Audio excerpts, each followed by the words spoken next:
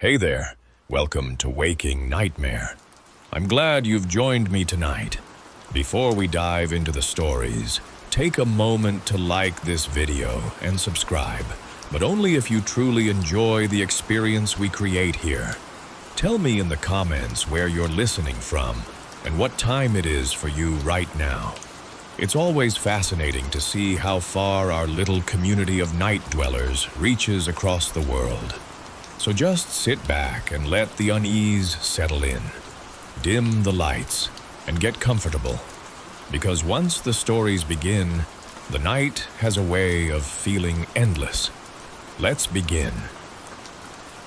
Story 1. My name doesn't matter. My town's name doesn't matter either. It's one of those dusty, forgotten places at the edge of the desert that you only end up in if you were born here, or your car broke down on the way to somewhere better. I was born here. I'm a mechanic. I like the predictable logic of it. A car comes in broken. I diagnose the problem. I apply the solution, and it leaves fixed. Cause and effect. Clean, simple, and honest. My life is built on that same principle. I have a routine. I like it. It keeps the chaos of the world at bay. At least it used to. The chaos started about 3 months ago. It began quietly, without any fanfare. One night, they just appeared.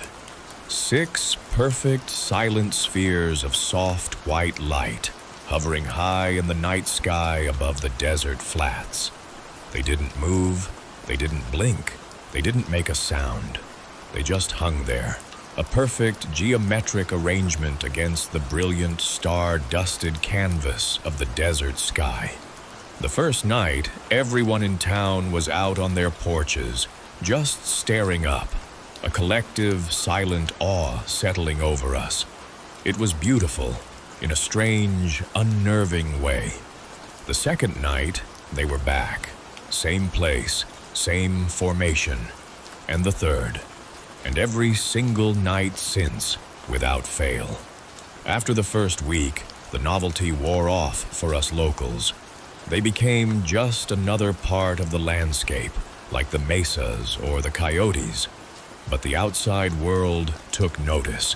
The internet started buzzing. First came the ufologists, with their fancy cameras and their intense, wild-eyed theories. Then came the tourists, the New Age crystal crowd, the Instagram influencers looking for a weird backdrop. Our quiet, forgotten little town was suddenly a destination, and it was a nightmare. These people were a plague. They'd block the roads with their RVs to get a better view. They'd wander onto private property. They'd come into my shop, not for repairs, but to ask me a million stupid questions. Have you been abducted? Do you feel any strange energies? Can you point me to the best place to make contact? It was a constant, infuriating disruption to my routine, to the clean, simple logic of my life. Then, about 2 weeks ago, one of them disappeared. He was a typical seeker. A guy in his 30s drove a beat-up van covered in esoteric bumper stickers. He'd been in town for a month, spending every night out in the desert, trying to communicate with the lights. One morning, his van was found abandoned at the edge of the flats, his equipment still set up, but he was gone. No note, no sign of a struggle. He had just vanished. That's when all hell broke loose. The county sheriff, the state police, news vans from the city, they all descended on us. The town was crawling with them. The search parties were a joke. Dozens of people who didn't know the first thing about the desert, trampling over everything, yelling, shining their lights. The chaos was a constant grinding noise that was shredding my last nerve. My business was suffering. I couldn't work with the constant interruptions, the blocked roads, the general atmosphere of a three-ring circus. I decided I'd had enough. The police weren't finding anything. The volunteers were useless. I'm a mechanic. I solve problems. And this circus was a problem. I figured if I wanted it to end, I had to find a solution myself. I know this desert. I know its rhythms, its silences. I thought, maybe if I go out there alone, away from all the noise, I'll see something they missed. A simple, rational explanation. Maybe the guy just got lost, fell into a ravine. Find the body, the circus leaves, and my life goes back to normal. So, last night, I closed up shop, filled a cooler with water, grabbed the most powerful flashlight I own, and headed out in my truck. The official search was focused on a 10-mile radius, around the guy's abandoned van. I went in the opposite direction, deeper into the flats, directly towards the lights. The desert at night is a different world. The silence is so absolute, it feels like a pressure on your eardrums. I drove for an hour, the 6 lights my only guide, a silent celestial chandelier hanging in the infinite darkness. They seemed to hum with a quiet energy, a feeling that vibrated right in my teeth. I was on an old, forgotten service road when I saw it. One of the 6 lights, the one on the far right of the formation, seemed to detach. It didn't fall like a meteor, burning a bright, fast streak across the sky. It descended, a slow, controlled, silent glide downwards, as if it were being gently lowered on an invisible string. It dropped below the horizon, disappearing behind a low, flat-topped mesa, about a mile ahead. My heart started pounding. This was it. This was something. A deviation from the routine. I stomped on the gas, my truck kicking up a cloud of dust as I sped towards the mesa. This was the answer. A downed weather balloon, some experimental drone, a logical, physical object I could find and present to the world. A solution. I parked my truck at the base of the mesa and got out, the powerful beam of my flashlight cutting a sharp, white tunnel through the darkness. The air was cold, and the silence was deeper here, more expectant. I scrambled up the loose rock of the mesa. On the other side was a small, shallow basin, and in the center of it, shimmering in the moonlight, was a pond. That was weird. There are no natural ponds out here. I walked closer. The air grew thick with a foul chemical stench. I realized what it was. An old, abandoned mine had used this basin as a drainage pond decades ago. It was a pit of stagnant, polluted water. I swept my flashlight beam across the area. There was no orb, no wreckage, no strange lights, nothing. Just the filthy, still water and the smell of industrial waste. A bitter wave of disappointment washed over me. Had I imagined it? Was I so desperate for this to be over that my mind was playing tricks on me? I walked to the edge of the pond, my boots sinking slightly in the damp, contaminated soil. I shone my light onto the surface of the water, hoping to see something submerged. The water was a thick, black, oily soup.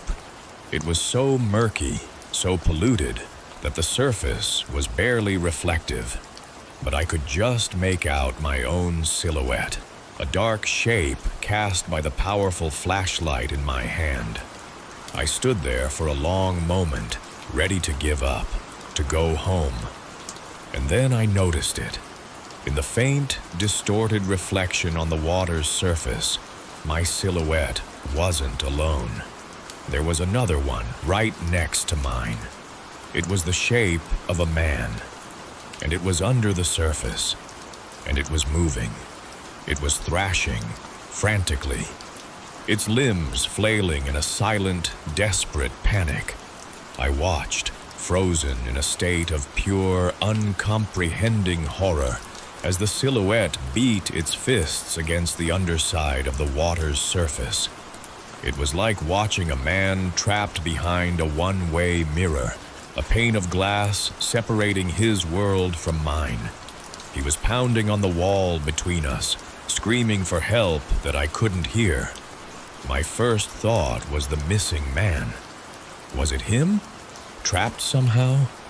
Was this some kind of bizarre projection?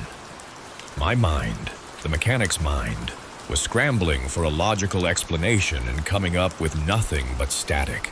The sheer, naked terror of the thrashing silhouette was paralyzing.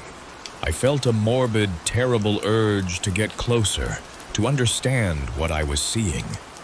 I knelt down at the water's edge, my flashlight beam still fixed on the two silhouettes. I leaned forward, my face just a few feet from the foul-smelling water. And as I did, my view of the reflection widened. I could now see the reflection of the night sky in the dark, oily water. I saw the stars, and I saw the lights. I counted them. 1, 2, 3, 4, 5, 6. A jolt of pure electric ice shot through my veins. I ripped my gaze from the reflection and looked up at the real sky. I counted again, my heart hammering against my ribs. 1, 2, 3, 4, 5. There were only 5 lights in the sky, but there were 6 in the reflection. I don't know what came over me. It wasn't courage. It was a kind of horrified, fatalistic curiosity. I had to know if it was real. I had to know if the surface was solid. I reached out a trembling hand, my fingers extended, and I touched the water. The second my fingertips broke the surface, the world ended. A force, an immense, impossibly strong, impossibly cold something, wrapped around my wrist from inside the reflection. It was a vice grip of pure, malevolent energy, and it pulled. I screamed, a raw, terrified sound that was swallowed by the vast desert silence. The pull was incredible. I was being dragged forward, off my knees, my face towards the filthy water. My mind flashed with an image of the thrashing silhouette, of being pulled through that dark, oily surface into whatever hellish, watery prison lay on the other side. Panic gave me a strength I didn't know I had. I dug my heels into the dirt, threw my entire body weight backward, and roared with effort and terror. For a horrifying second, there was a terrible, stretching, tearing sensation in my arm, as if I was being pulled apart. And then, I was free. I flew backward, landing hard on the rocky ground, scrambling away from the water's edge like a terrified crab. I lay there, gasping, clutching my wrist, which was numb and aching with a profound, bone-deep cold. And then the pond began to glow. A soft, white light emanated from beneath the surface, growing brighter and brighter, until the entire filthy pond was a blazing, incandescent orb. The light was silent, but it felt loud, pressing in on me, scouring the landscape clean of all shadows. The surface of the water began to boil, but with a cold, silent energy. And then, a perfect, massive sphere of pure white light erupted from the water. It rose into the air, as silent and graceful as it had descended. It climbed higher and higher, a new star in the night sky, until it took its place in the formation, back in the empty spot on the far right. They were 6 again. I didn't wait. I scrambled back to my truck, my mind a blank slate of pure animal fear. I drove, and I didn't look back.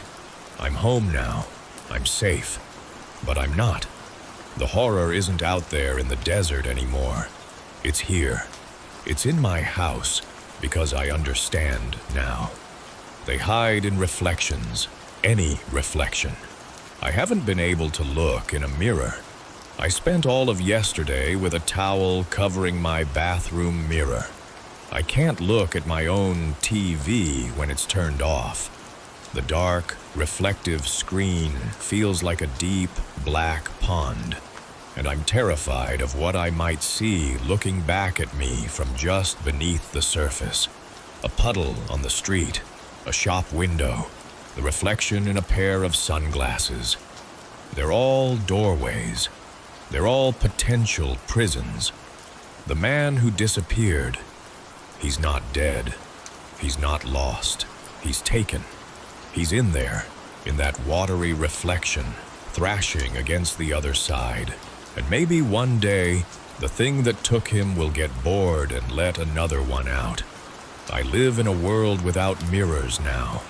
A world where I have to be careful of every shiny surface. I almost got pulled in.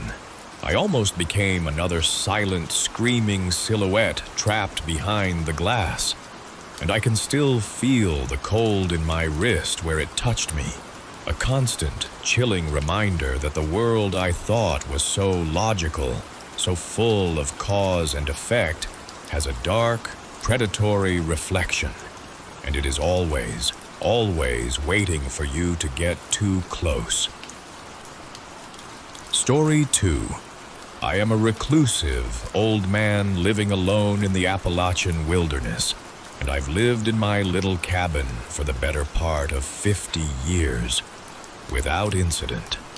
However, recently, things have started showing up on my doorstep, and the contents are horrifying. It started with a note, a sheet of notebook paper I found taped to my door one morning. It read, "It's the pretty things that matter," scrawled in black ink in large lettering across the page. On the back, there was a Polaroid, an off-kilter photo of what looked like a chest or box surrounded by trees. A bit confused and unsettled, I set the note and photo on my coffee table and went on about my day, journaling and reading. There's not much to do in the woods of Appalachia, so my days were usually spent enjoying nature, hunting, and fishing.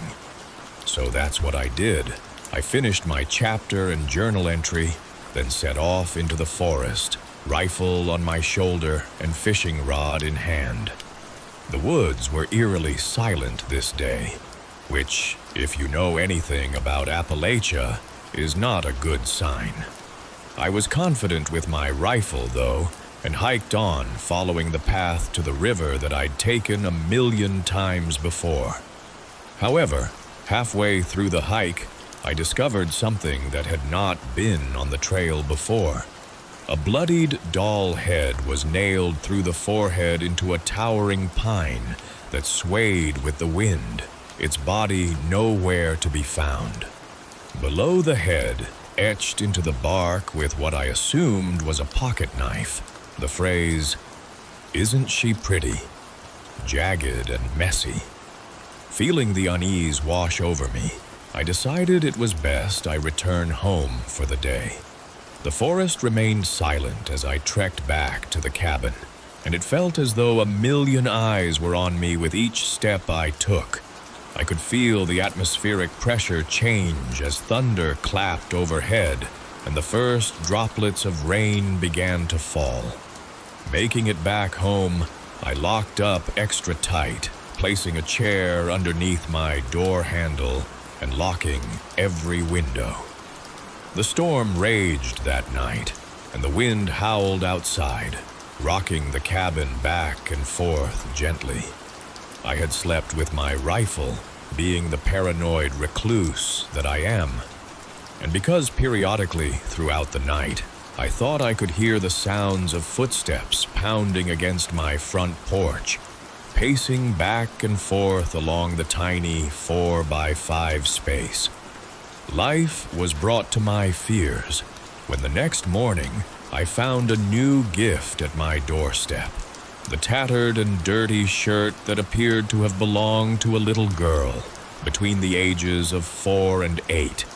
In denial, I tried rationalizing the experience by telling myself the weather had blown the shirt onto the porch. The wind had swept it up and carried it miles just for it to settle directly on my front porch. An attempt for me to walk away from the situation. However, that rationalization quickly crumbled when I picked up the shirt, and beneath it lay another Polaroid photo. A little girl standing at a bus stop, oblivious.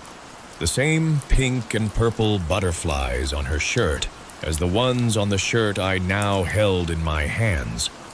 On the back, in black Sharpie and neat handwriting, was the phrase, "Isn't she pretty?" with a smiley face underneath.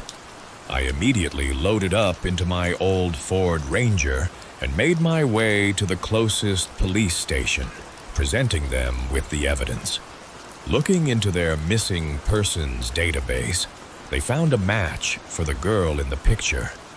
Only she had gone missing over 30 years ago, and her case had gone cold after about 15 years. I explained the events to the police with the doll's head and the photo of the chest that I had received 2 nights ago, and they told me everything I already knew about Appalachia, how people go missing up here by the thousands every year, and how an absurd number of the cases go unsolved. Nevertheless, they assured me they'd examine the Polaroid for fingerprints and get back to me if they found any clues. Being a gun owner, I refused any police protection at my residence, and I myself assured them that I too would be keeping a close eye out for any suspicious-looking person lurking near my remote cabin. When I returned home, everything was just as I left it. No signs of any kind of trespassing or vandalism. I stayed in again this night, wanting to be here in case any more gifts arrived on my doorstep. While I was at my stove cooking that night, through the sound of my radio playing 70s rock music, I heard the creeping footsteps again on my front porch. I rushed to grab the rifle from my bedroom and came bursting through the front door to find the sight of a pale, sickly, thin man crouched down and peering into my kitchen window, Polaroid camera strapped around his neck. He was completely nude and bald-headed, and once he saw me, he screeched like an animal before springing over the baluster. I fired blind shots as he fled at inhuman speed into the woods, leaving shrubbery and branches shaking as he sprinted. I fired another shot into the forest in his direction and heard another screech, but the sprinting persisted. I leaped from the porch and chased as fast as I could through the dense forest, stumbling over roots and running into trees in the darkness. I could no longer hear the footsteps, so I gave up and walked back to the cabin, defeated. I did not sleep a wink that night. The whole evening was spent on my porch, waiting for him to come back. Next time, I would not miss. I waited until the sun came up, and no trace of the man returned. Becoming fluent in hunting during my time here in these woods, my first idea was to search for his blood. I had heard him screech again. I could have at least grazed an arm, and I could work from that. I searched the whole area and found no sign of blood anywhere. Defeated, I returned to the cabin. I went into town that day and bought some trail cameras that I placed around the area and on my porch. I was not going to miss my opportunity to catch or kill this guy again. Days came and went with no sign of the man. My trail cams caught nothing, and gifts stopped appearing on my doorstep. Days turned into weeks, and weeks turned into months. I had almost succumbed and settled back into my life of comfort and serenity alone on my mountain until one faithful morning. A new gift was on my porch. Not only that, but doll heads were nailed to every tree surrounding the perimeter. It wasn't just doll heads either. Limbs were separated from the torsos and crudely nailed to the trees, making them look like dissected bodies. The same message under each display. Isn't she pretty? The new gift was a jewelry box, dusty and decaying. Inside were dozens of rusted and bloodied earrings, each one bearing some variation of a butterfly. After this, things escalated faster than I could account for. I took the jewelry box to the police station and yet again explained the situation to the local police chief. The earrings were taken in for DNA examination, and as the earrings were being removed, a new Polaroid was found underneath the pile. It was me, asleep in my bed, completely unaware, taken from beyond my bedroom window. The chief insisted I have police protection at my cabin, and this time I agreed. This man had managed to find the one blind spot in my trail cams, and now he was toying with me. DNA testing takes anywhere between 24 and 72 hours, so once more, I returned to the cabin, officers at my rear. As you'd imagine, it's difficult for me to park my Ranger on my property, let alone 2 additional police cars. That being said, the officers had to park their cruisers on the dirt road at the end of the driveway. The 2 officers stayed in their cars the whole night, rendering them nearly useless. That's what makes what happened next so frustrating.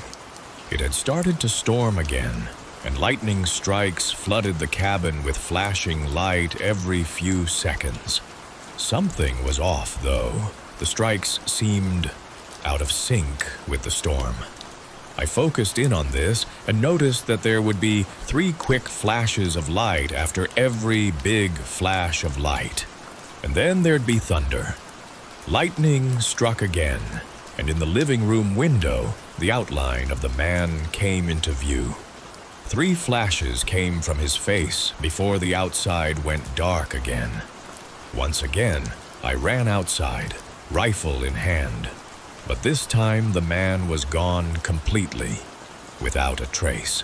Immediately, I confronted the cops in their useless cars, demanding they help search the area. They dared to seem annoyed with me as we searched the woods in the pouring rain. Finding nothing, the officers returned to their vehicles. By this point, it was around 4 in the morning, and the storm began to let up. Against my better judgment, I allowed myself rest. I awoke to sunshine and birds singing, a stunning contrast to the previous night. Stepping onto my porch, in place of a gift, I found dozens of Polaroids of myself arranged into the shape of a butterfly. Right in the center of the collage, I found something that broke me. My daughter, laughing as I pushed her on the swing, as happy as could be. 25 years ago, she had gone missing from our front yard as my wife and I worked around the house. Her disappearance broke me and my wife apart, and we divorced soon after, leading me to move here, into this cabin. I felt my heart break all over again, and I began to break down. I was absolutely grimaced to find that the police cars were no longer at the end of my driveway and were nowhere to be found. I lost my mind. I stomped through the forest screaming at the top of my lungs for the man to reveal himself, for him to show himself to me, and to stop being such a coward. The forest had grown silent again, aside from the sound of leaves rustling around me. The noise surrounded me, as if something were running in circles around me. studying me. I couldn't even discern where it ended, but when it did, it was immediately replaced with a single sound. Click. My shroud of sanity fell, and I fired shots wildly in all directions. I listened as the unnaturally fast footsteps raced off deeper into the forest, laughing like a banshee. This was the last I saw of the man for a while. DNA evidence from the earrings came back as a match for 36 different missing children from the 80s and 90s. This time, a whole team came up to my little cabin and searched extensively for Miles. Unbelievably, a warrant was served for the search of the cabin itself, which I obliged, too tired to care. The search went on for months, and nothing was found. I'd stare at the pictures of the man, naked on my trail camera, and burning hatred filled my heart. Murderous resentment that would keep me awake at night.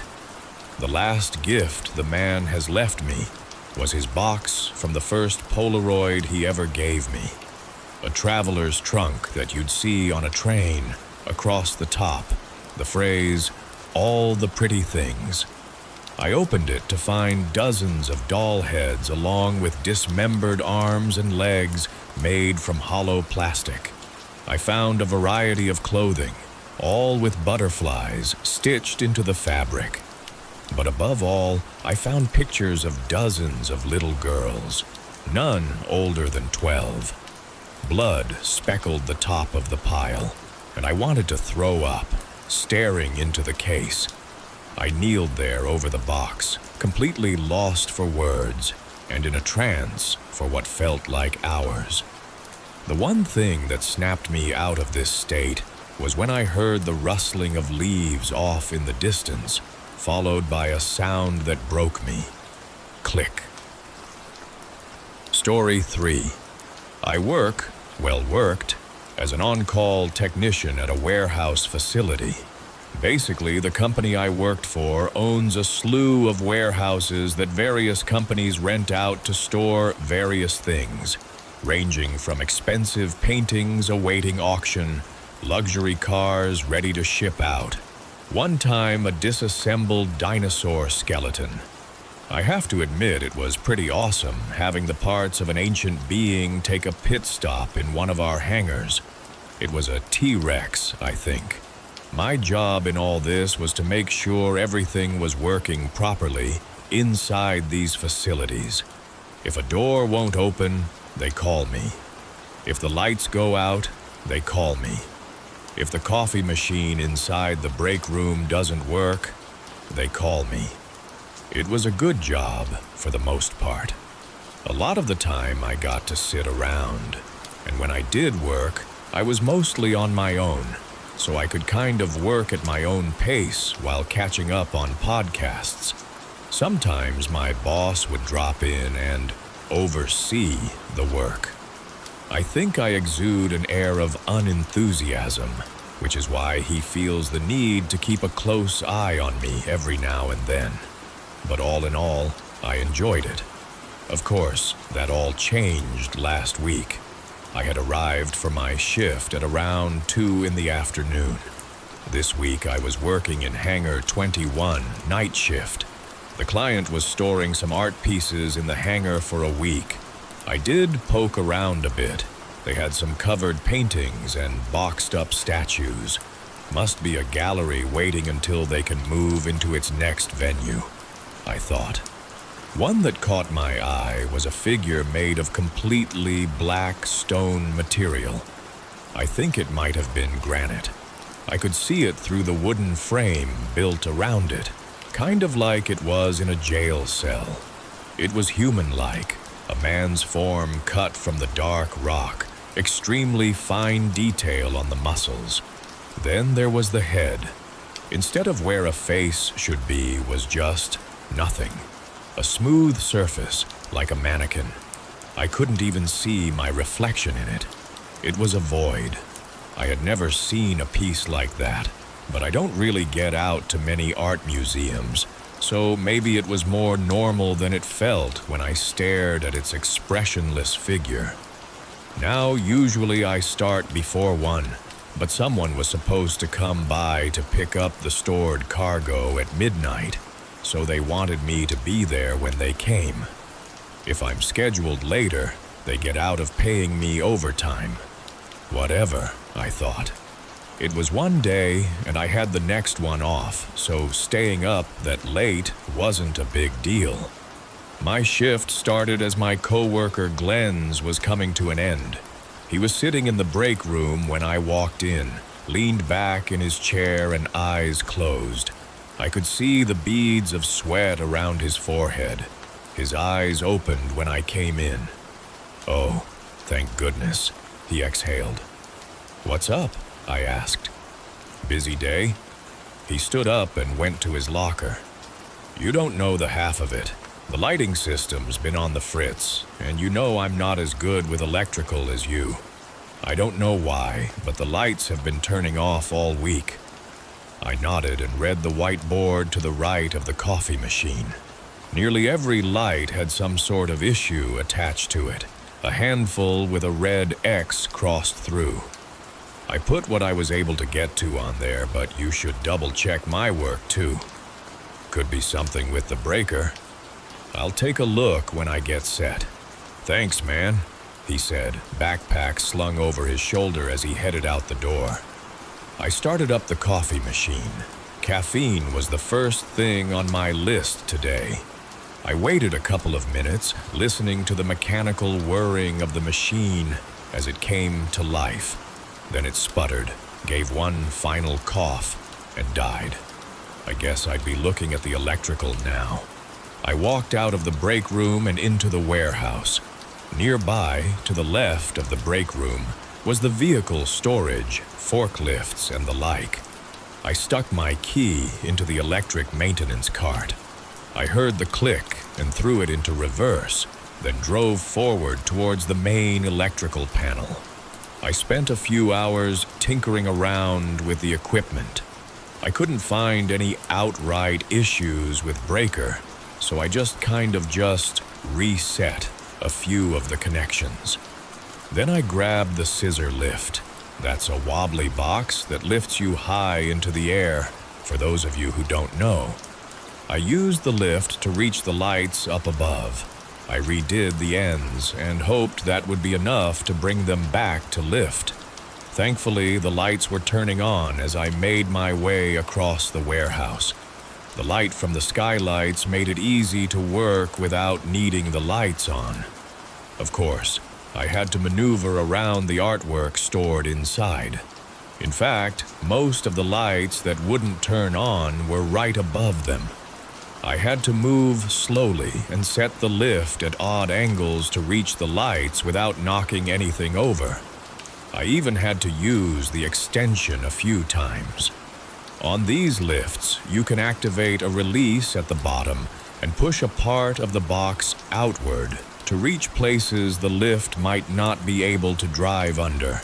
It was when I was above that black statue, box extended, when I dropped one of my tools, a pair of cutters. It sailed through the air all the way down and into a crack in the wooden frame around it. I swore to myself as I carefully maneuvered the lift to a spot away from the collection.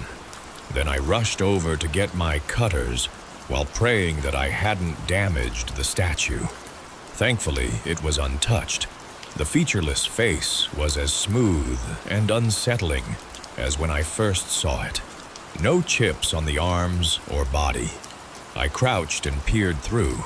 I could see my cutters just at the cusp of where I could reach. I noticed something else I hadn't seen before.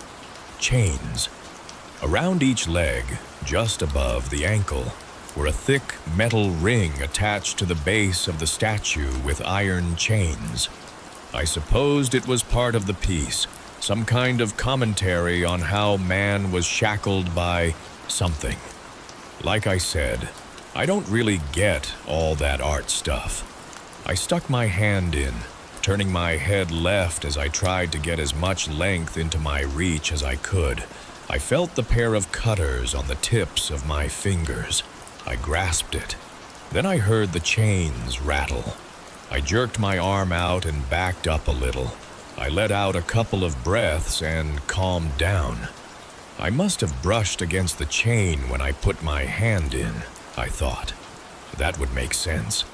Even though I don't remember feeling the cold steel on my wrist or the weight of the metal against my arm, that must be what happened. I stood up and decided it was time for my second break. It was already dark outside. My watch read 10:22 p.m. As I walked back to the break room, I could swear I felt invisible eyes staring at me the whole way back. I filled up my third cup of coffee for the day and sat down. I was exhausted. This was the most work I've had to do all week. All those lights going out at once without there really being anything wrong with them. Whatever.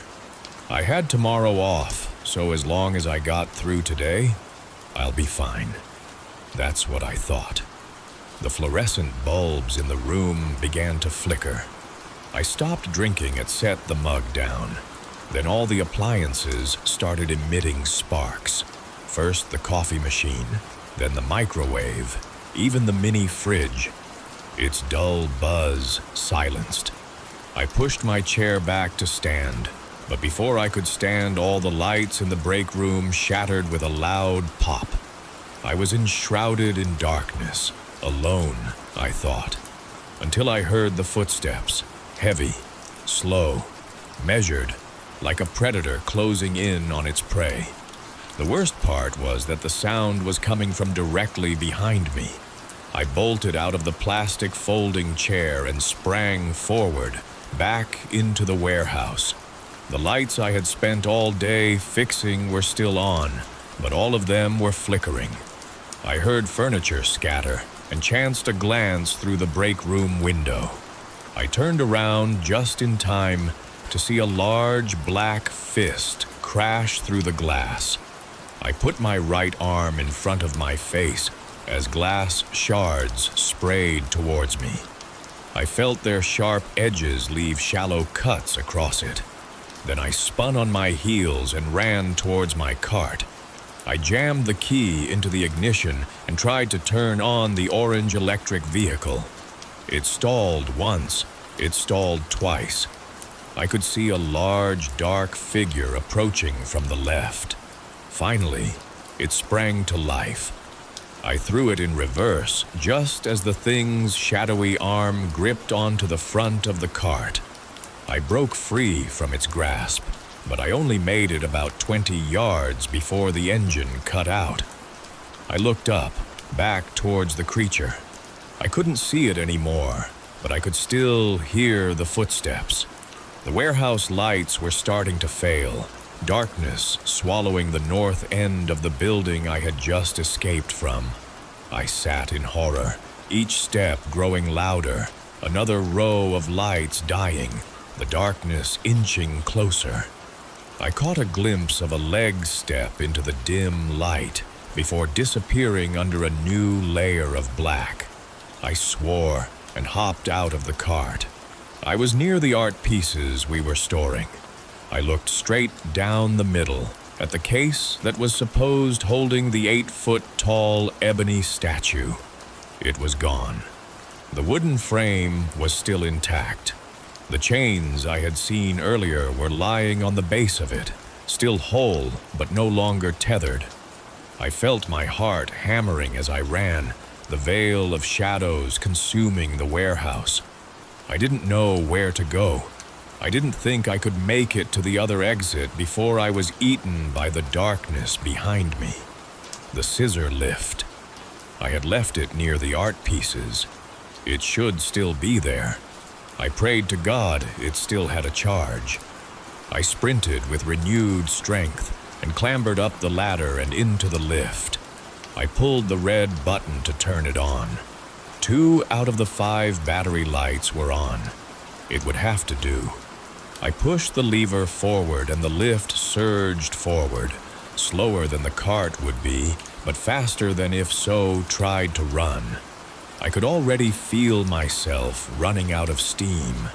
All that time spent up in the hot ceiling had drained me. The shadows chased me further down the warehouse. I could see the figure again. It was running now, its arms and legs popping out from the darkness as it continued to spread in his wake. I couldn't see it, but I know its face would be blank. I wasn't going to make it. Desperate, I flipped the lift's controls, putting it out of drive, and instead began it up into the air. I had reached the lift's full height by the time it reached me. I saw its form begin to climb before the darkness caught up to it, the lift shaking dangerously, as I had no doubt it was ascending. I could just catch flashes of its approaching figure from the pale light of the moon. The moon. I could see the light from the moon, the only source of illumination left in the warehouse. I looked behind and saw I was near a skylight, the full moon visible in the sky amongst the twinkling stars. I tried to push the lift forward, but it was dead. I let loose a cry of desperation and started to kick at the release for the extension. The box shook, and I saw a hand grip the railing at the other end. I felt in my pocket for my phone. Under 20%, but it could buy me some time. I threw on the flashlight and turned it at the statue. It slowed its approach under the light of the phone. It slowly pulled itself up towards the box, its blank face radiating malice.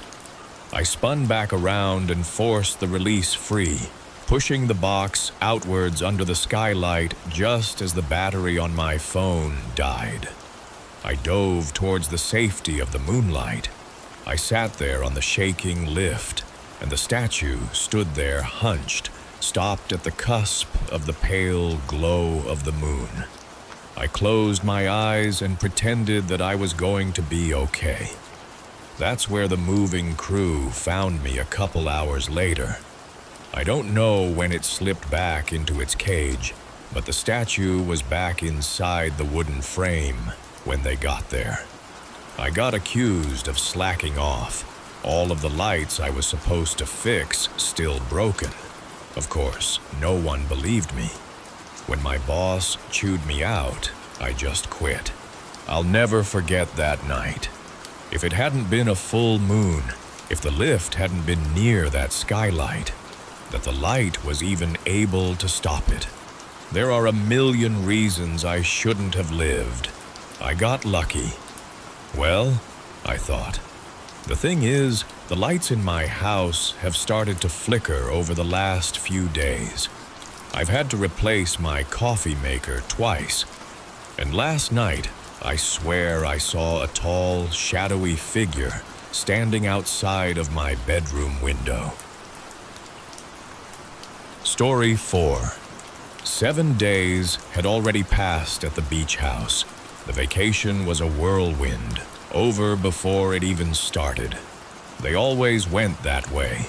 So much money and time spent getting everything perfect, only for time to be swallowed whole, leaving Jackson hollow and tired.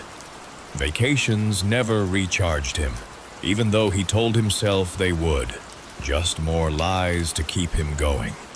Shelley, his bright-eyed wife, was off soaking up the sun on the beach. Little Darcy was napping in her carrier, giving Jackson a moment of alone time. He sat staring at his phone in the living room of the rental. A decorative wall clock with crustaceans and starfish garishly plastered all over it ticked away, reminding him of the drive home tomorrow, of the wasted trip. His toes clenched in his flip-flops, tick-tock, over and over. He tossed the phone on the couch cushion beside him and started pacing the room. Why do I even try to relax?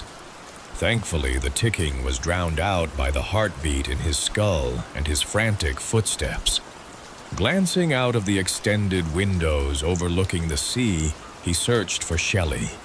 Her straw sun hat and bright green bikini stood out against the blazing sand. At least she was happy. He was surprised by how sincere it was, even spiraling into an anxiety attack. A slight smile spread across his face, only to be smothered by what he saw. The bald, swollen head caught his attention first. Its pink-gray dome steadily rose from the balcony staircase. Every second more of the fat head crept into view, the sunlight reflecting oddly, like the skin stole the warmth and cast off dead cosmic radiation. Jackson stood, mouth hanging open. His heart crept up his throat, threatening to explode out of his neck. Time flowed differently. The head drifted up slowly. Somehow Jackson got the impression it was moving backwards in time. Or maybe he was. The eyes crested the wooden floor of the balcony. Or at least they should have.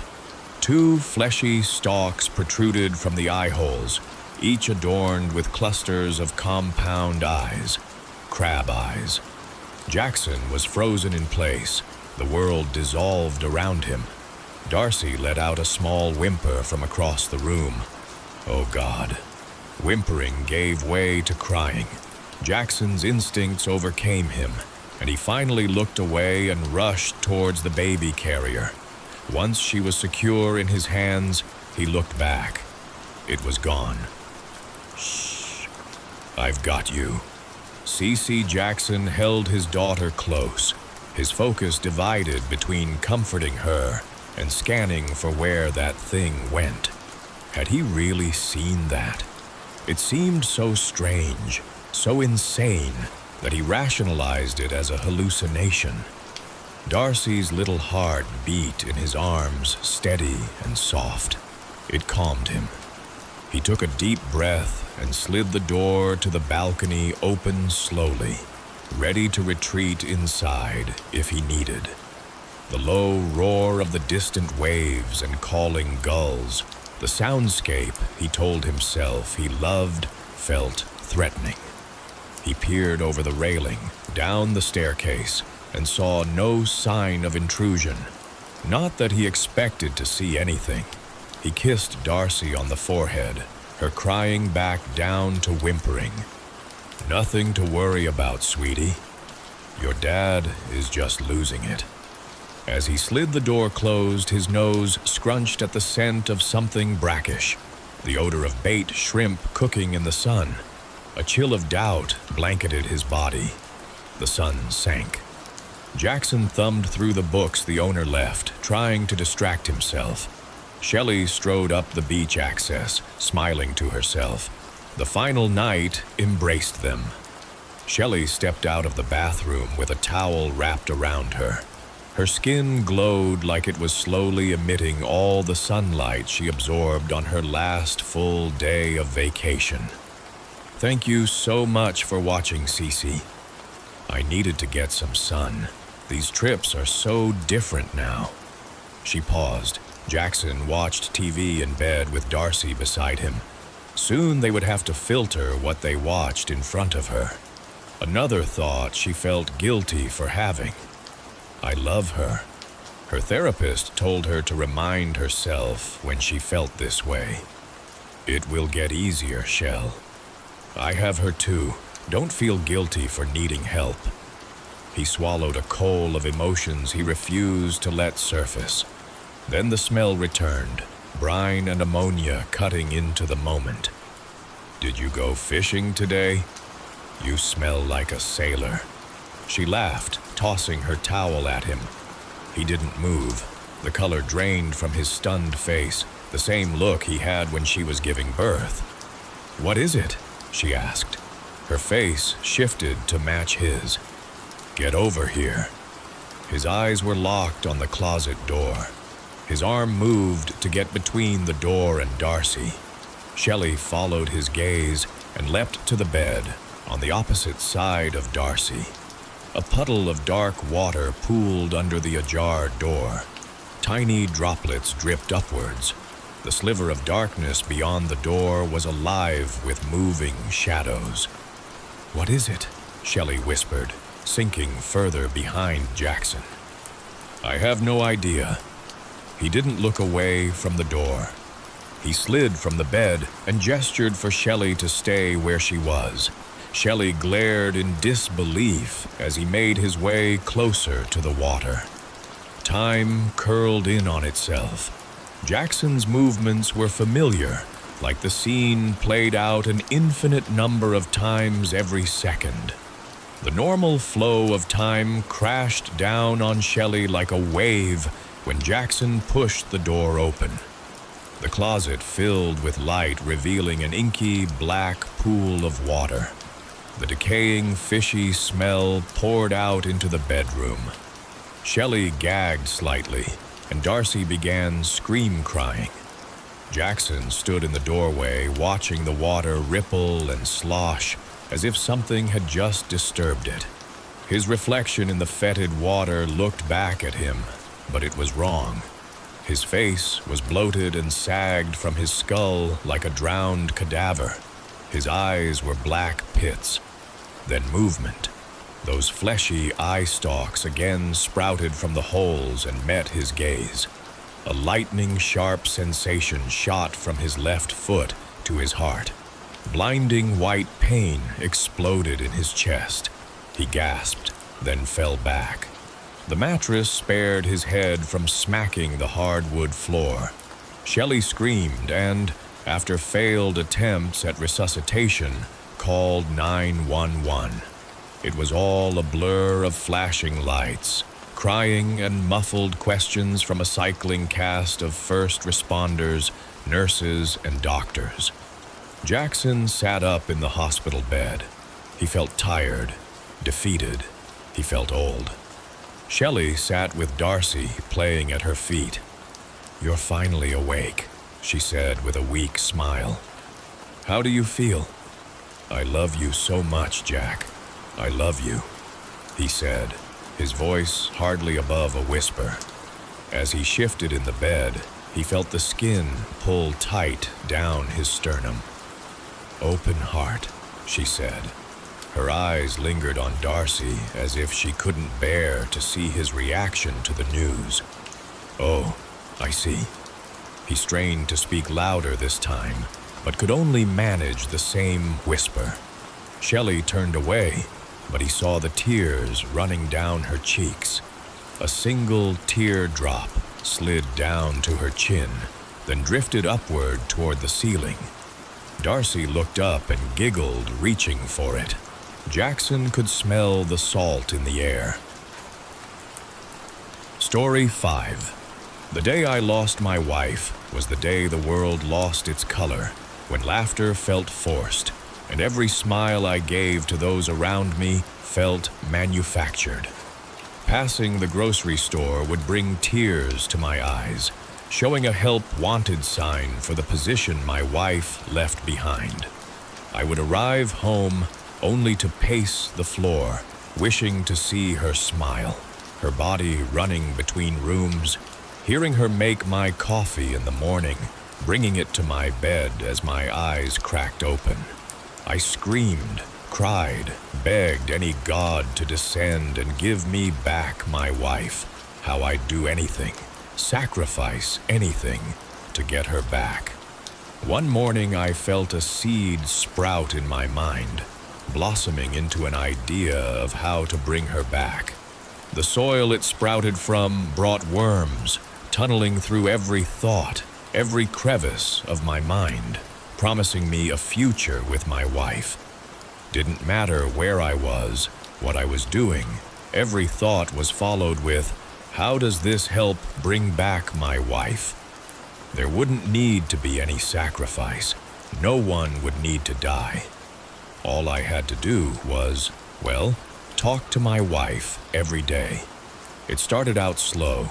I remembered my wife every second of the day, remembering how kind, witty, and energetic she was. Once I rebuilt her personality in my mind, I fished out every photo I had of her, remembering her body, her face. I went through my phone, memorizing her voice, her presence. I rebuilt her in my mind based mostly on the memories we had together. Like a rose opening in my mind, I knew I was finished. All I had to do now was talk to her. It started small, asking her how her day was, though I wouldn't hear a response. Days passed, weeks, until a couple of months later when I had my first breakthrough. I woke up one morning to a fresh cup of coffee next to my bed, hearing my wife just outside my room telling me how much she loved me. I bolted out of my bed, throwing the door open, only for nothing to be there.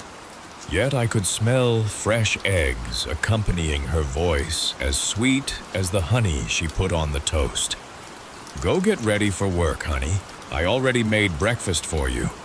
For the first time in months, I felt a smile creep across my face. I managed to get some of her back, and soon I'd get all of her back. The weekend came quick, leaving us together alone all day. We talked all day, talking about current events, how much I missed her, how I kept her side of the bed a mess like she left it so I would never forget her. Months passed and I started to see her form again, her body dodging into rooms as if afraid to let me see all of her. Every morning I woke up to see a fresh cup of coffee, and even sometimes had gifts left out for me. How she could afford them, I had no idea, but it didn't matter. My wife was back. Despite the sleep I was getting, though, I still felt exhausted, as if I was only sleeping a couple of hours every night. The exhaustion, though, helped me. The more tired I was, the more I could see her, her body returning to me like shadows. As if responding to her return, the grocery store took down their help wanted sign. I could feel my life going back to what it was supposed to be. It didn't help me at work, however. After multiple warnings as my performance slipped, I was let go. I came home, depressed after losing my job, only to feel her embrace me, pulling my head down, promising me that she'd take care of it all. Being alone with her made getting fired from my job a blessing, her body finally starting to come out from the shadows. Gorgeous, just like the day I put her in the grave. Her promise rang true. The rent continued to be paid by her, money showing up in my account every month from the grocery store near me. Though the exhaustion was catching up to me, I was taking more naps during the day, waking up to voicemails from my father and mother-in-law. "You sick fuck, I know you're struggling. We all are. But calling us pretending to be our daughter is going too far. Fix your fucking head before we have you tossed into a hospital." My wife, of course, cried over this, asking why her parents didn't recognize her, why they said awful things to her when she tried to call them. I didn't know either. Shouldn't they be happy that their daughter had returned? We cuddled all night, watching the movies she missed while she was away on her soul-searching journey. We started making the bed together again. I don't even remember why we stopped, though disaster struck us again while we were out on a date. I had to make her feel better after her parents filed a restraining order against us. They claimed I was a sick monster, calling them every day, pretending to be their daughter. Claimed I was stalking them to find out more about their daughter, so I could mimic her better. Crazy people, am I right? During the date, I felt my arm go numb, pain spreading throughout my mind, and my speech slurred. Thankfully, my wife demanded someone call 911, an ambulance arriving quickly to take me to the hospital. A stress-induced stroke from overwork and lack of sleep, the doctor told me, but I couldn't believe it.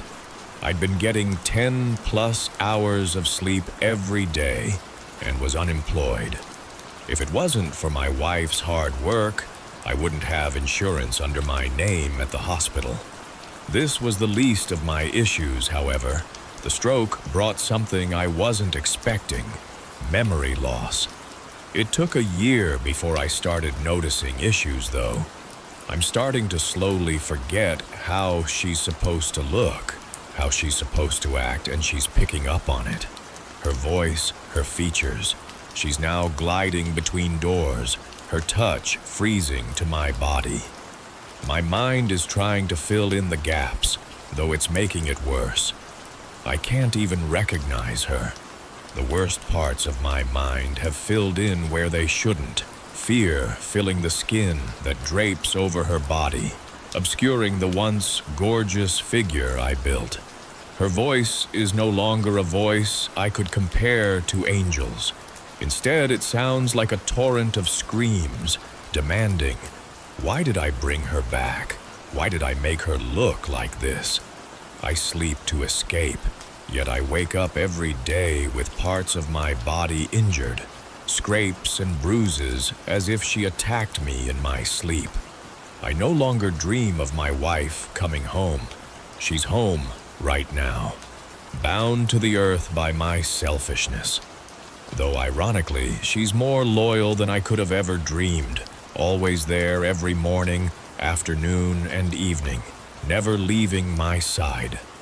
I fear the future. I woke up in the middle of the night at the grocery store. Evidently, I've been working the night shift for over a year now. She's been taking over my body when I sleep, taking me to places without my knowledge for over a year now. Now, she's been taking me to her parents' home, trying to get in, trying to free her parents so I can remake them in my mind. She yells at me to remember her more, yet I can't. The stroke destroyed parts of my mind I'll never be able to repair. The seed that she bloomed from is beginning to wilt, and I'm not sure what will happen when it fully dies. What will she become, and what will she do to my body when it happens? Story 6. If anyone finds this, I need you to listen very closely. I'm writing this from a library computer in a town I don't recognize, under a name that doesn't belong to me. Not because I want help. No, I'm long past that. But because someone else like me might be out there. If that's the case, they need to know what they are. I spent the first 14 years of my life inside a house on Rosemont Avenue. I wasn't allowed outside for any reason. I couldn't venture to the front porch or the mailbox. I didn't go to school. My parents homeschooled me on the subjects they deemed most necessary to know. Hell, I've never even been to a grocery store. Why? Well, it's because my parents told me I had a disease. They called it systemic sensory collapse. A fancy term they said was too rare for doctors to study, too fragile to treat in hospitals. If I went outside, the world would overwhelm my body. My lungs wouldn't be able to handle the polluted air. My body wouldn't be able to process the sunlight. What was normal to others would cause me to seize, bleed, and potentially die. They showed me pictures of kids in hospital beds, all sick with the same disease I had. They said I was one of the few fortunate ones who survived long enough to come back home, that they had saved me from experiments and institutionalization. And I believed them, because what else would a child believe? After all, they had given up their jobs as scientists to stay home and always take care of me. But to ensure my survival, the house had to be modified so it wouldn't trigger my SSC. They sealed it tight. The regular glass windows were UV tinted to filter out most of the sunlight. Normal doors were replaced with airlocks to contain and monitor oxygen levels. Thick, noise-canceling insulation was installed, along with dimmer lights. All of this with the intention of keeping me safe from the outside world, and to prevent things from getting in. My mom administered daily injections, her hands gentle as she combed my hair and tucked the stray strands behind my ears. "Almost done, sweetie." Her voice as soothing as her movements. I never for a second doubted her care, or the cost hidden behind it. My dad read me stories from his childhood before bed, his voice as warm and comforting as the tales he told. Only later did I realize that the same hand that flipped those pages also filled binders upon binders of every single detail of my life. What I ate, how much I slept, even how many times I sneezed, were all documented and organized. Every meal I ever ate arrived like clockwork, nutrient paste, the same every day. Every pill alphabetized, every dose monitored. I didn't dare break routine. I couldn't risk finding out what would happen if I did. I had nothing to watch except old VHS tapes of cartoons my parents recorded off TV decades ago. I knew the contents of those tapes by heart. I had no internet access, computer, or phone of any kind. My parents said the world was too toxic, too overstimulating. I had to get creative to entertain myself. Thankfully, the one thing I had that they couldn't confiscate was my imagination. I used to fantasize that I was a prince in hiding, a superhero saving the city from that day's villain, or an astronaut training for another deep space mission. Something that made it okay to be alone, even when I knew deep down it wasn't. But one day, things started happening. Things I couldn't explain. It started with what I saw in the mirror of my bathroom. One day, I noticed my reflection twitch when I didn't move, a subtle entwining under the surface of my skin. Just slightly. A few millimeters to the left, then back again. I watched it for what felt like hours, trying to catch it moving in real time. I never did, though. I asked my parents if they had an explanation. The only one they gave me was, "It's just your medicine playing tricks. You always get a little jumpy around this time." It made sense to me at the time, so I stopped asking. That's when I really began listening and observing for the first time in my life. What I uncovered one night changed everything. I heard them talking in the kitchen, not in whispers, but in a low, deliberate chant. It was a language I didn't understand or decipher. It was a series of moistened clacking and rhythmic chatters. Whatever it was didn't sound human. I crept close and hid my frame behind the hallway door. Among the alien language and chants, I heard my father say, "3 weeks left. He's almost ready." I started looking through things while they slept. I searched through all the drawers in my dad's office I could. Unfortunately, most of it was written in symbols I couldn't understand. The symbols weren't letters. They curved like spinal cords and branched like veins. One looked like a hand with too many fingers. Another, like an open mouth inside an eye.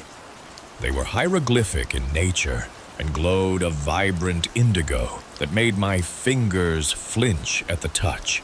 I continued my search and eventually stumbled upon photographs, grainy, black and white, of me as a baby, in a hospital I'd never seen.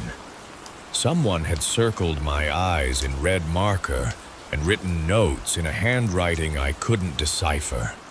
Next to the photos was a series of documents. They were birth records, but not mine.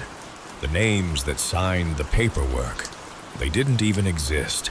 They weren't my parents, just aliases. This revelation didn't stop me from continuing to rummage through the dusty files. I came across a sketch of a city folding into itself.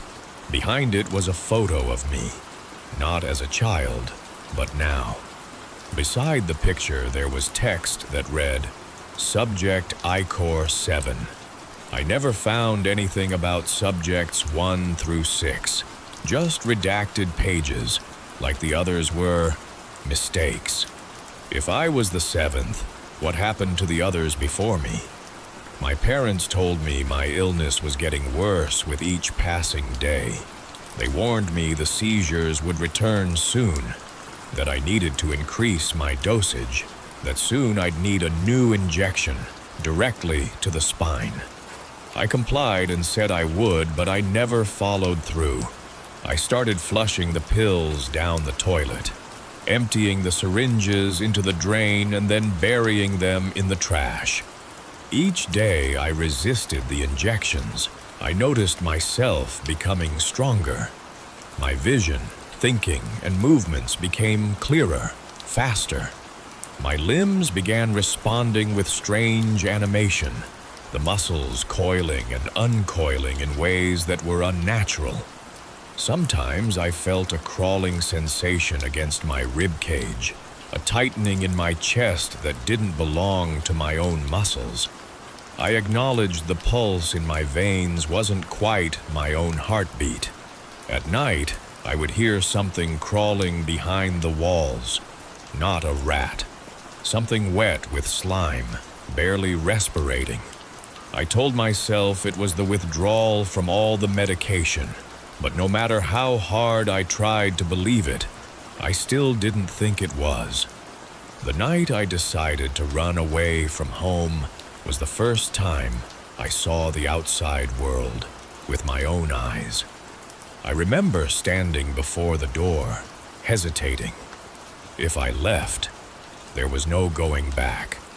I gripped the handle of the airlock door, the one that was supposedly sealed tight. I turned the handle slowly, uncertain of what would happen. No hissing, no alarms, no chemical spray. Just a click, like any regular door. I stood in the open doorway, frozen like a statue, waiting for the convulsions to start, for my skin to blister, my heart to fail, my body to collapse and writhe in agony. But nothing happened. Everything outside looked vivid and sharp. The moonlight wasn't filtered. It was raw, silver, biting. The grass felt damp beneath my feet. Real grass. Not the fake mats my parents rolled out for my exercise routines. The wind had a smell. It wasn't like the sterile recycled air pumped through our vents. This was something wild and free. I could taste it. I looked up at the sky and saw the depth of the stars. They were moving. The sky felt like it was staring back at me, like it was greeting a stranger for the first time. It was as beautiful as it was terrifying and overwhelming. I should have collapsed right there. That's what they said would happen. My skin should have melted. My lungs should have ruptured. Instead, I felt alive, like I'd been dead the whole time and just now realized it. And the house, my whole world, looked like a sealed sarcophagus from the street. I didn't even look back. I just ran, as far as my legs and adrenaline could carry me, away from the world they built to keep me blind. I've been gone for 3 days, or at least that's what it feels like. My sense of time has been messed up ever since I left. Everything is loud out here. Too much light, too much air, too much everything. I used to hate the silence of that house. Now I miss it. I've been able to survive by stealing clothes from a laundromat and scavenging what little cash I can find. I haven't eaten in 2 days, but I'm not hungry. My body doesn't seem to care anymore. I barely sleep. Whenever I close my eyes, I see something slithering behind my eyelids, something coiled in shadow, listening to my every thought. The symbols in my father's files, I remember them now. They've always been a part of me. I hear people speaking in that clacking language from the kitchen, but their mouths don't move. I know what they're going to say before they speak. I swear I can feel things under the ground. Earlier today, I passed a baby in a stroller. Just a normal baby, I think. But when it looked at me, it wailed. Not like a child, but like an animal sensing a predator. I don't know who I am or what they did to me. But before I left, I remember finding something carved into the back of my bathroom mirror. It read, "You are the vessel. You are the blood gate. When you open, the world will perish." It wasn't just the glass, after all.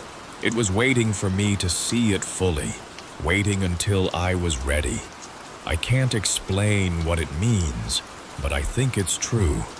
Sometimes I can feel it moving inside me. I saw a reflection in the mirror that wasn't mine the other day. It whispered the fate of subjects 1 through 6. I want to trust it. Please, if you are reading this and you've heard of a child stolen at birth and never found, or a cult that worships something beneath the skin, tell someone. Tell anyone.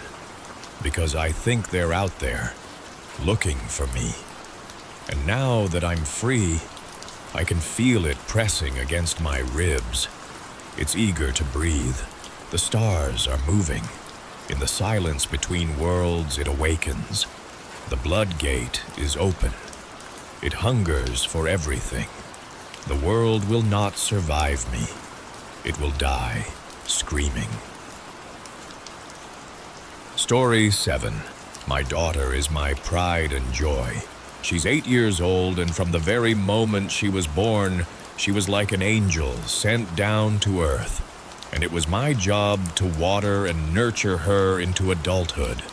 We have this tradition where every night just before bedtime, I'll read her a few pages out of her favorite book, watching my little girl so entranced, so encapsulated in the story.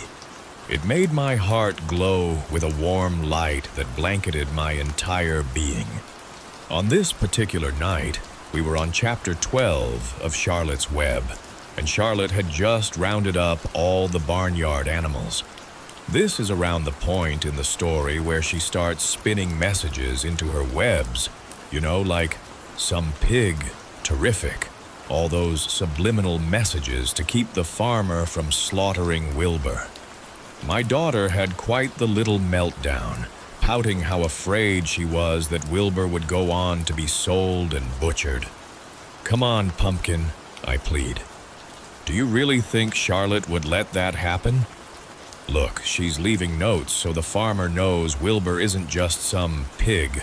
Leaving notes like the man in your closet," she asked. I didn't know what to say to this. A man in my closet? What? Yeah, silly. Just like the man in my closet. Finishing up, I closed the book and began to tuck my daughter in, giving her a gentle little kiss on the forehead and brushing her golden blonde hair back behind her ear. "All right, sweetie. You have sweet dreams for me, okay?" "You too, Daddy," she cooed. Lying in bed that night, I couldn't shake the unease. "Man in my closet," she said.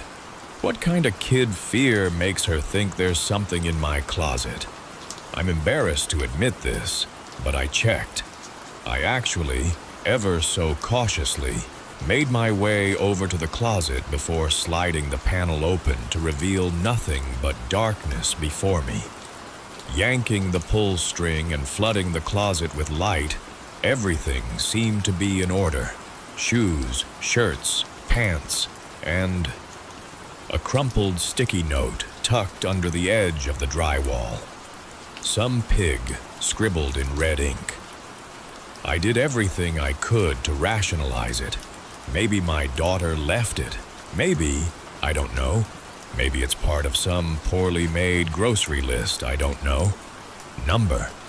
No, this couldn't be rationalized. It was too perfectly coincidental. I grabbed a bat and I made my rounds. "Hello," I shouted. "Hey, if there's anyone in here, you better come out now, 'cause I'm calling the cops."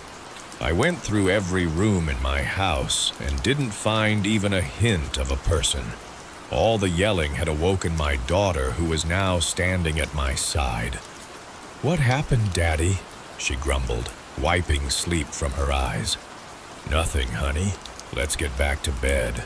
Come on, it's late." "Did you find the man, Daddy?" I paused. "What man?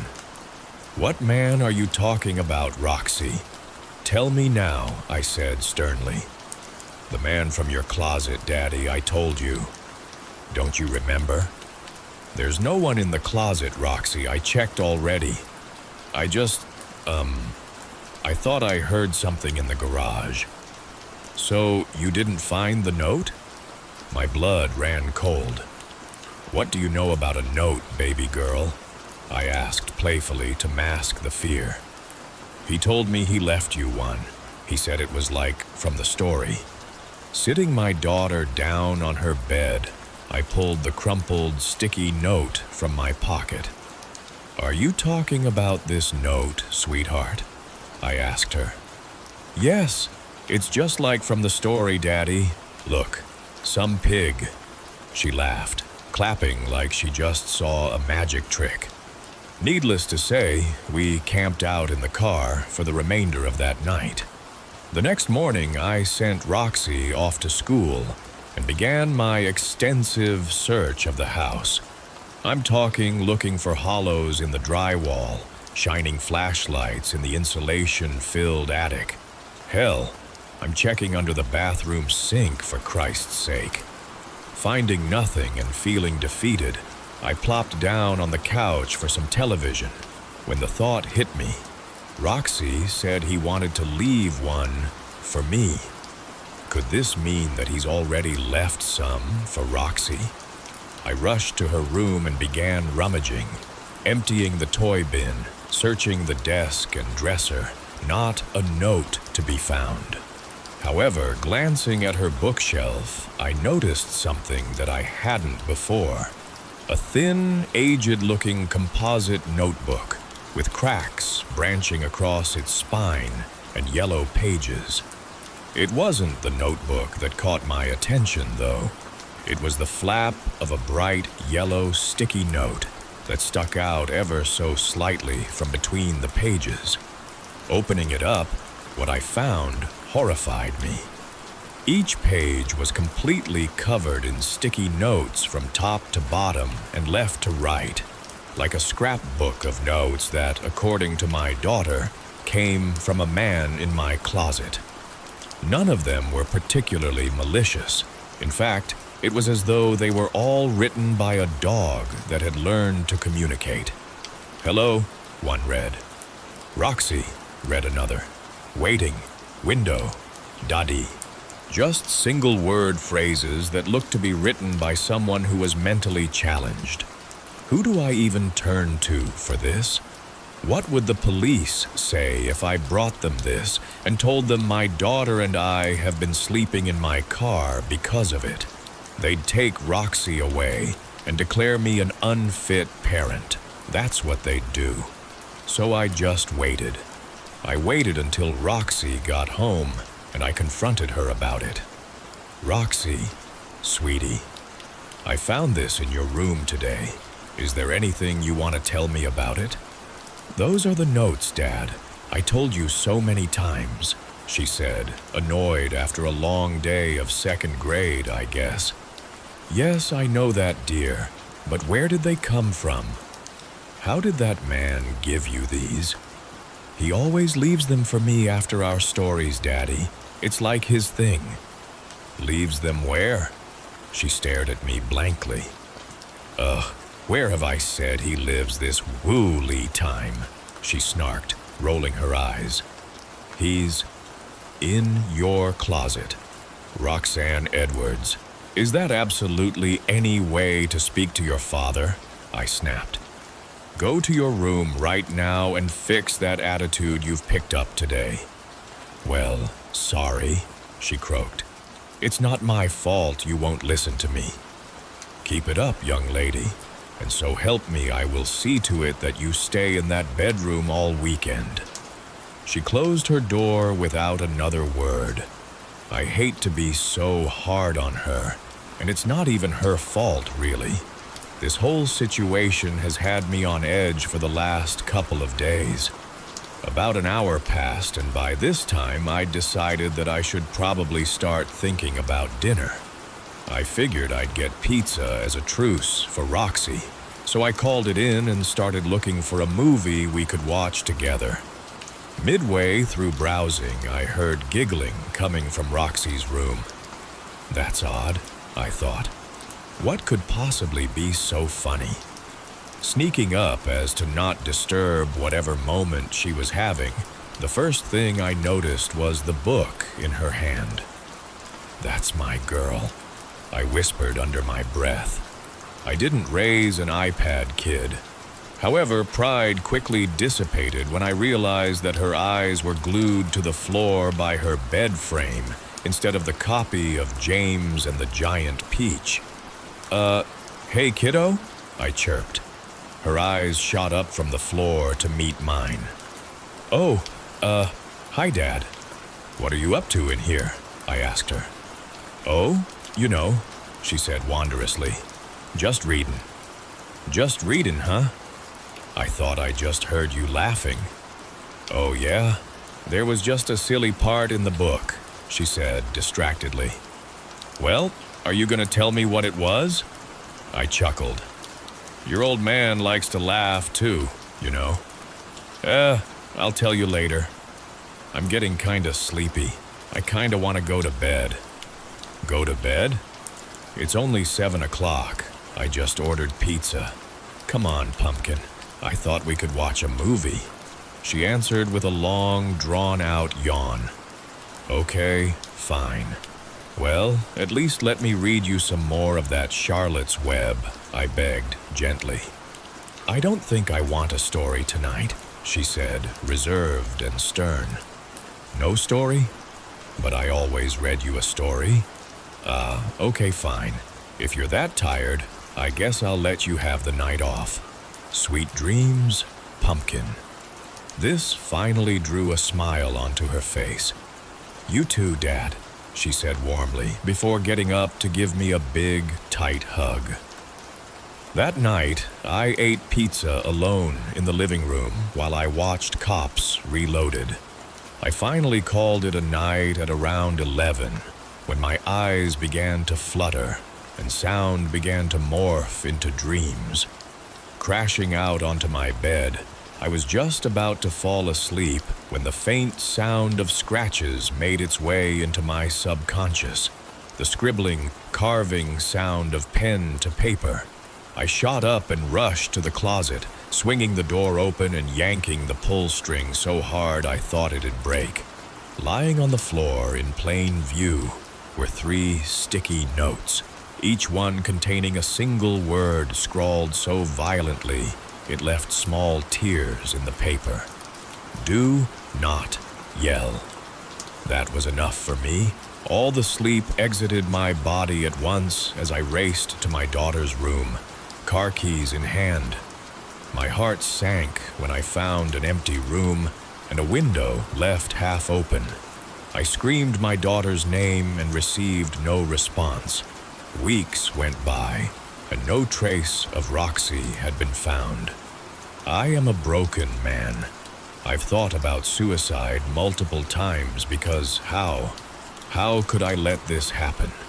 My pride and joy, the one thing I swore to protect no matter what, taken right from under me. The only thing that stopped me is that a few nights ago, I heard scribbling from my closet. less violent this time, and more thoughtful, rhythmic strokes. Hurrying over to the closet and repeating the routine once more, I was greeted with but one note this time. One that simply read in my daughter's exact handwriting, "I miss you, Daddy." Story 8. It was an appropriately dismal, gray, autumn overcast sky the day of the funeral. At least, that's what little Joey Alderson thought. It was a sad day. His father had died of throat cancer, and he was to be laid to rest today. That was how his grandma put it. It was as if the whole world was wanting to cry because of his daddy's dying. He understood. He was sad too. But Grandma and Grandpa said he had to be a brave little man now, especially for his little sisters, so he was trying really hard today. Still, he wanted to cry. His sisters cried uncontrollably. Joey felt terrible every time he looked at them. But it was better than looking at the coffin, with the body inside. They were outside, and many were gathered. His father was a well-liked man. Many of the faces were grave, some of them were hidden, shrouded in black veils. Almost all of them were recognizable. Aunts, uncles, cousins, family friends. Many of them came up to him and his sisters and said they were really sorry, and Joey believed them. Everyone looked terrible. Everyone except one person. A single lady.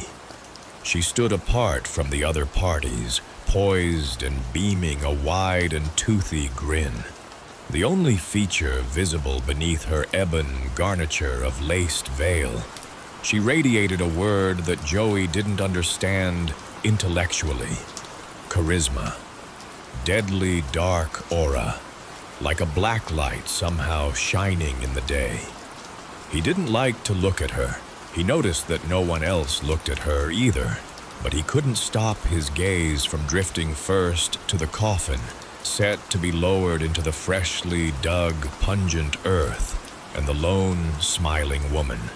She somehow made everything more terrible, but she was uncannily compelling. Joey just wished the day would end. He was tired of having to be a brave little man. All he wanted was to be alone in his room beneath the sheets so he could cry, and he wouldn't be bothering no one 'cause he was all by himself, and that had to make it okay, didn't it? No one would know, right? I would. His tiny heart stopped and his blood froze.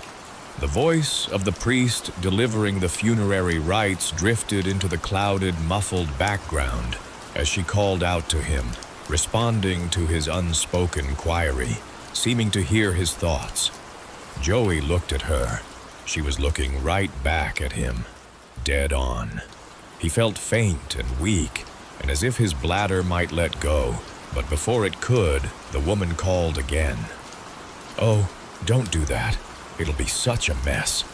You're around all these people, and plus, it's such a nice little suit."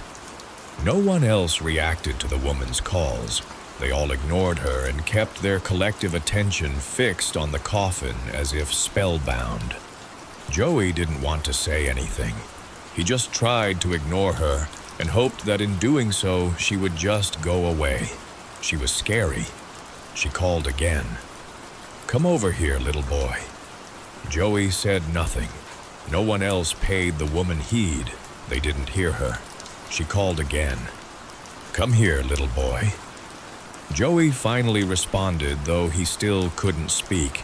He simply shook his head no as hard as he could. But it was no use. She bade him to come again. "I won't hurt you, little one. I just want to tell you something." "What?"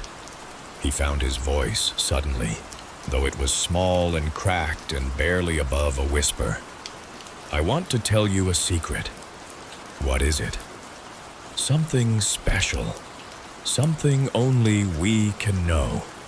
As if in a trance, Joey found himself slowly sauntering across the gatherers of the service, and towards the veiled, smiling woman. No one paid his departure any kind of mind. In this trance, as he approached the veiled smile, the little one caught a glimpse of fleeting thought that just skittered across his mind. A fairy godmother of the graveyard. It was faint, just on the skirts of his mental periphery. It made him smile a little. He was before her now. She towered over him, monolithic, the widest smile. It refused to falter or to relax in the slightest. It was grotesque, inhuman, unnatural. "Who are you?" She laughed at that, as if it was a silly question. Then she held her hands aloft, one up and towards the sky, the other downcast and towards the earth, palms open and facing him. She seemed to think that answer enough because she just laughed and then went right on smiling. But her hands stayed right as they were, one above, one below. "Why aren't you standing with us?" "I always stand and watch from a ways. I find it's my proper place." "They all don't hear you." "Oh, they do, in their own way. They just may act like they don't, that's all." She went silent again, hands still held in their strange and ancient configuration. Finally, Joey asked, "What was the secret you wanted to tell me?" "Oh, I don't know." Joey's face squinched at that. "What you mean?" "It's a big secret, only meant for big boys. I'm not sure you can handle it, Joey. I'm not sure you're brave enough, but I am brave. Gram and Grandpa said I gotta be now." They are so right. They are so smart. You have got to be brave, Joey. It is going to be so scary for you and your little sisters. So scary out there without Daddy." More than ever, Joey felt like crying, and still she was smiling. "You still want to hear it?" Slowly, as if his tiny head were made of lead, he nodded yes. "You know dead people, right? Like your daddy?" A beat. Again, he nodded. "Well, everyone thinks that when you die, your soul leaves for another place, heaven or hell, but they are wrong. The dead stay right where they are, trapped. Trapped in their bodies, trapped in their caskets, trapped underground beneath pounds and pounds of bone-crushing earth. They can see, smell, hear everything. They can hear it all, but they can't move. They can't do anything about it but lie there. The seconds pass, then turn to minutes, then days, then months, years, centuries. Time passes with agonizing slowness as they lie there and their souls go mad. Their thoughts and feelings, with nowhere else to go, turn inwards on themselves and begin to rip themselves apart. Tattered minds encased within rotten corpse prisons that beg for the release of a scream they can no longer achieve. Then she threw her head back and cackled to the sky. Her veil fell back, and the rest of her features above the obscene grin were made bare. But Joey dared not to gaze upon her exposed true face. He turned and bolted, running faster than he ever had or ever would again, without any destination or care for the rest of the funeral service, because deep down in the cold instinct of his heart, he knew exactly what she was. He knew exactly what that terrible thing hidden in the veil really was. Witch! And still she cried after him, in her mad and cackling voice, "The earth is filled. The earth is filled with corpses that wish they could scream. The earth is stuffed with rotten, maggoty bodies that wish they could scream. They wish they could scream. They wish they could scream." It was close to an hour after the service before his grandparents finally found little Joey hidden inside an old mausoleum, scared to death and refusing to speak. It was the strangest thing. They just out of nowhere lost track of the little guy. But it was to be expected in a way, all of this. They'd all been through so much. He didn't say a word as they pulled out of the graveyard. His sisters had finally ceased their weeping and were soundly snoozing in the back seat beside him. His Gram and Gramps were up front where big people always were in the car. He couldn't take his eyes away from the cemetery outside his window and the woman beside his father's fresh grave. Her veil was gone, and she was still smiling. It had stretched into a horrible rictus grin. Her other horrid features were barely discernible from the distance and the fog of his breath on the glass. It began to rain. Through the fogged glass, the distance was growing. It was difficult to tell. The shape of the woman grew. The fairy godmother of the graveyard.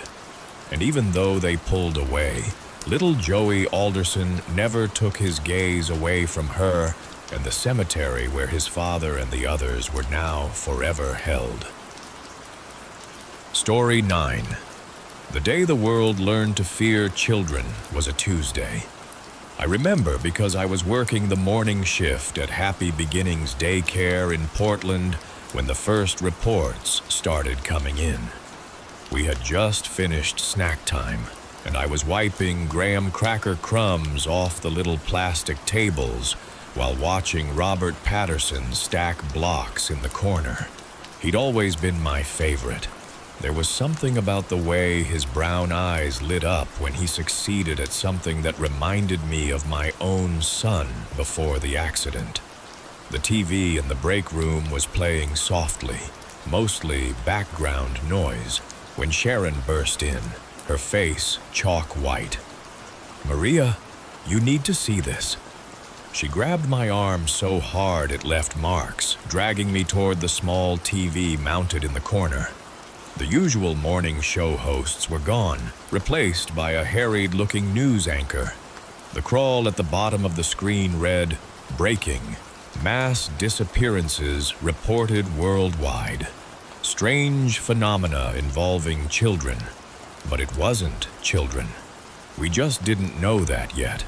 The footage showed what appeared to be a toddler, maybe 2 years old, waddling down a street in Tokyo. She wore nothing but a pristine white diaper, her black hair in perfect pigtails. People were approaching her, concerned looks on their faces. A businesswoman knelt down, reaching out. The video quality was poor, shot from someone's phone, but what happened next was clear enough to haunt my nightmares forever. The little girl reached into her diaper and pulled out something that looked like a toy ray gun from a 1950s sci-fi movie. There was a flash of blue light, and where 6 people had stood, there was nothing but ash drifting in the morning breeze. "What kind of sick joke?" I started to say, but Sharon shushed me. Similar reports were coming in from everywhere. London, Moscow, Buenos Aires, New York, always the same story. A seemingly lost toddler, concerned citizens, then death. The worst part was how they moved. It wasn't quite right.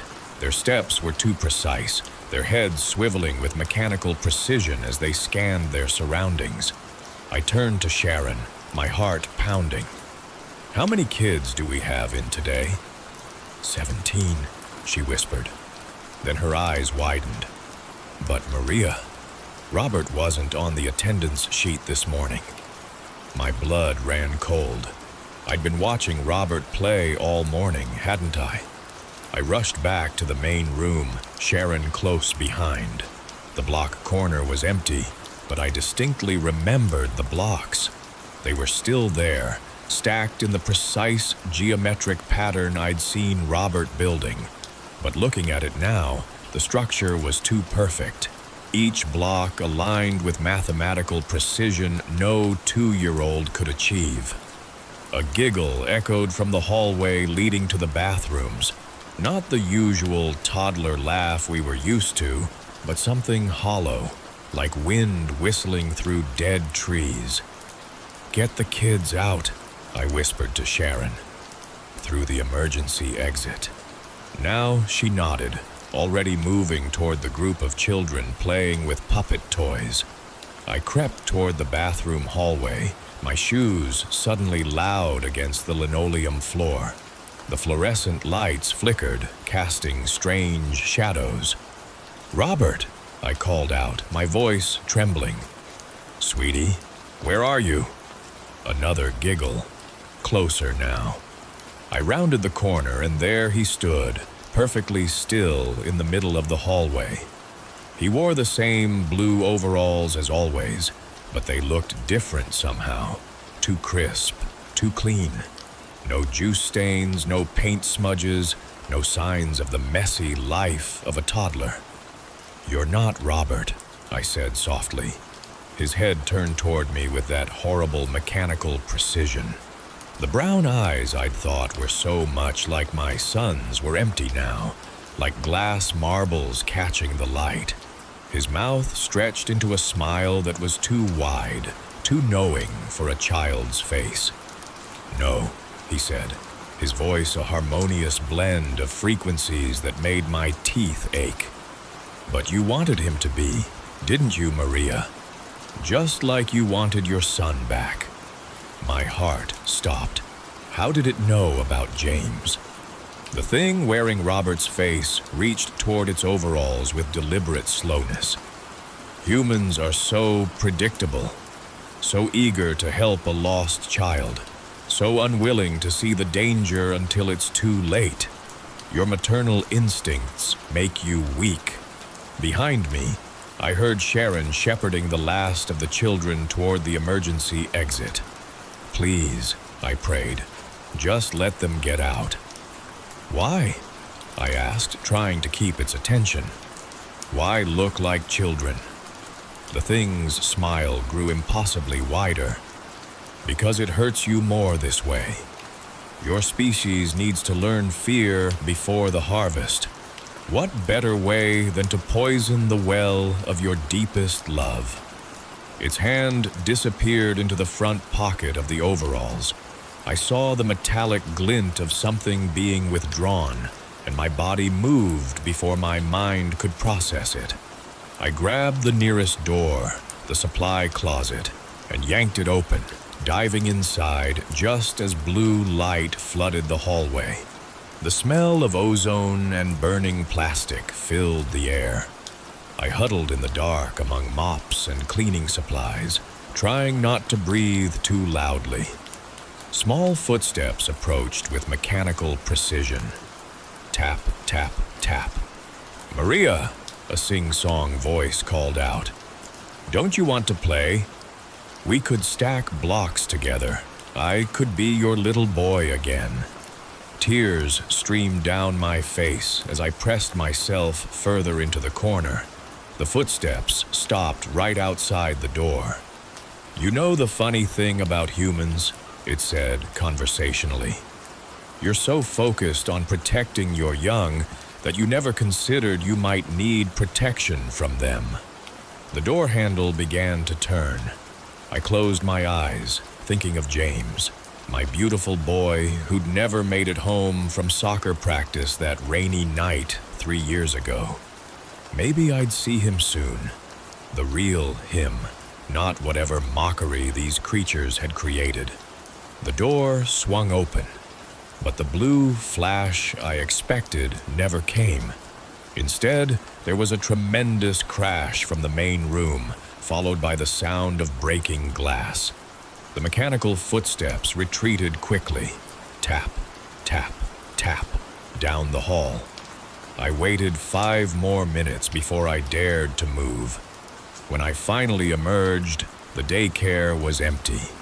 Through the broken window in the main room, I could see Sharon and the children safely across the street, huddled together in the doorway of the coffee shop. Real children, with scraped knees and runny noses and imperfectly buttoned jackets. That was 3 weeks ago. The world is different now. Parents look at their children with suspicious eyes, measuring their movements, watching for too perfect steps or too precise words. Playgrounds stand empty, their swings creaking in the wind. The things that look like toddlers still wander the streets, but we're learning. We're adapting. Last night, I saw one through my apartment window. It stood on the sidewalk below, wearing a yellow sundress and patent leather shoes, white blonde curls framing its face like a demon's halo. It looked up at my window and waved with a tiny, perfectly manicured hand. I didn't wave back. Instead, I thought about what the creature in the daycare had said, about the harvest, about teaching us fear. I thought about how they chose to look like the thing we were most programmed to protect, and I wondered what could be so terrible, so horrifying, that an advanced alien race would need to prepare us for it by making us fear our own children. I have a feeling we're going to find out soon. When I dream now, I see James, but he's different than in my old dreams. His movements are too smooth, his smile too wide. He holds out his arms to me, asking for a hug, and I wake up screaming every time. Because the worst part isn't that they look like children. The worst part is that somewhere out there, the real Robert is probably still alive. And every time one of these things kills someone while wearing his face, they're teaching him, teaching all our missing children, exactly what monsters they can become. Sometimes at night, I think I hear a lullaby being hummed from somewhere in the darkness. It's almost familiar, almost human, but not quite. Like everything else about them, it's just wrong enough to make your skin crawl, and it's getting closer. And that's it for tonight. To everyone who stuck around until the very end, thank you. Honestly, having you here makes these stories feel less lonely, and I really appreciate you choosing to spend your evening with me. I hope these tales gave you that mix of curiosity and chills you were looking for, the little thrill that makes the dark feel alive.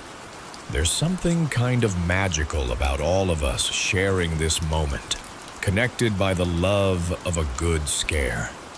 I'll be back soon with more mysteries and more stories that make you double-check the dark corners of your room. Until then, rest easy, sleep well, and try not to let tonight's tales follow you. Though if they do, remember, they're just stories. And hey, before you go, if you haven't yet, make sure to hit that like button and subscribe so you don't miss the next trip into the unknown. Thanks again for being here, and I'll see you next time.